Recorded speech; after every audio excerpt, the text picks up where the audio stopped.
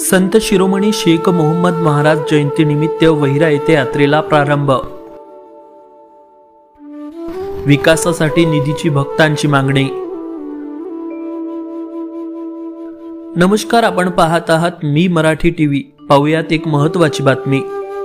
बीड जिल्ह्याच्या आष्टी तालुक्यातील प्रसिद्ध संत शेख मोहम्मद महाराज यांच्या जयंतीनिमित्त यात्रा उत्सवाला सुरुवात झाली असून राज्याचे मुख्यमंत्री देवेंद्र फडणवीस यांनी देवस्थानाला निधी द्यावा अशी मागणी युवक व सामाजिक कार्यकर्ते अशोक माने यांनी केली आहे। संत शेख मोहम्मद बाबा यांची जी व्याख्या जी आहे, हिंदू मुस्लिम असलेलं प्रतीक आहे, जे शेख म्हणून जे ओळखले जातात, पण त्यांचं जे कार्य जे आहे शेख मोहम्मद बाबाचं हे हिंदू धर्माप्रमाणे झालेलं आहे।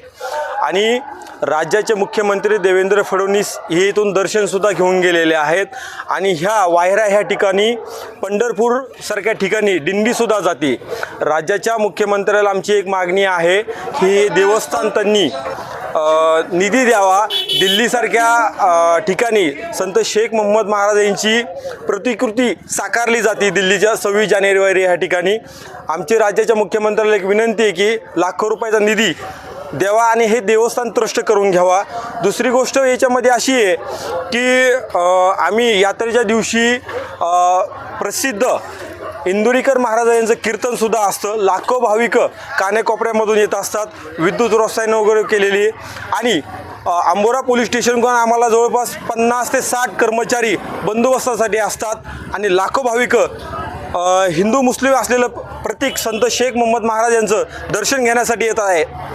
आणि दुसरी गोष्ट, राज्याचे एकनाथराव शिंदे साहेब माझ्या उपमुख्यमंत्री यांनी आमच्या गावाला वायरा या ठिकाणी 5 कोटी रुपयाचा निधी यांनी सुद्धा हा दिला होता। आणि मुख्यमंत्र्याला आमची विनंती आहे, जसं तुम्ही मच्छिंद्रनाथ देवस्थान असेल, संत वामनभाऊ देवस्थान असेल, जसं तुम्ही त्यांना निधी देताच मराठवाड्यातल्या, तसा संत शेख मोहम्मद बाबाला सुद्धा द्यावा। आणि हे जसं संत वामनभाऊ यांचं जसं कार्य आहे, संत मच्छिंद्रनाथ देवस्थानचं जसं कार्य आहे, तसं हे शेख मोहम्मद बाबाचं सुद्धा तेवढंच कार्य आहे। आमची मुख्यमंत्र्याला विनंती आहे की हे विकासापासून वंचित असलेलं देवस्थान आहे, आपण याला निधी द्यावा अशी विनंती करतो। आणि राज्याच्या मुख्यमंत्र्यांनी दर्शनसुद्धा घेऊन गेलेले आहेत।